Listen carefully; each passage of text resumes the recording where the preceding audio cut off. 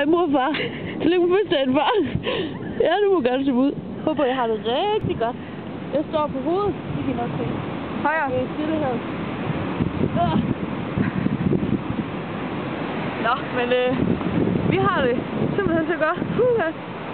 Vi er i Peru. Jeg har selv på næsten. Vi er i Peru nu, i en by, der hedder Huanchaco, tror jeg. Lidt uden for Trujillo. Vi har siddet på en café og spist frokost, lidt morgenmad. Udsigt ud over Stillehavet.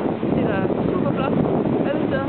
Her i Peru er der sådan lidt bjerge og ørkenlandskab. Det er meget flot. Lige nu er det lidt koldt, men også lidt varmt.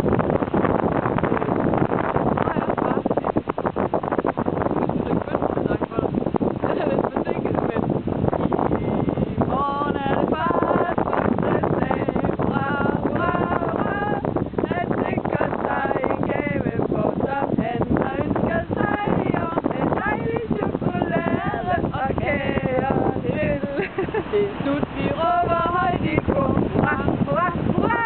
Skidefar, længe leve mor. Dine ønsker opfyldt med dejlig chokolade og kager til. Jeg håber, at når du ser det her, du har haft en rigtig god fødselsdag. Du blev 60, det er fuldstændig vildt, men du er stadig hammerlækker. Og en af de 2 mænd i mit liv, og det vil du altid være. Hvad skal jeg fortælle? Måske er der ikke så meget andet at fortælle. I morgen skal vi, eller i aften skal vi til Lima og møde mig i morgen. Det er dejligt at se hende. Det må vist være det. Jeg skulle også hilse på Marianne. Hej far! Tillykke med fødselsdagen. Jeg er utrolig glad for at være sammen med Marianne. Jeg er også glad for jeres dejlige datter, kan jeg så lige fortælle. Det er mig, der har gav mig. Jeg kan fortælle, at det var så hyggeligt at rejse med Sara, og hun er et fantastisk menneske, og det er jo trods alt 50% af dig, så du må også være et helt fantastisk menneske. Tillykke med fødselsdagen, og jeg håber, I hygger hjemme i LMI.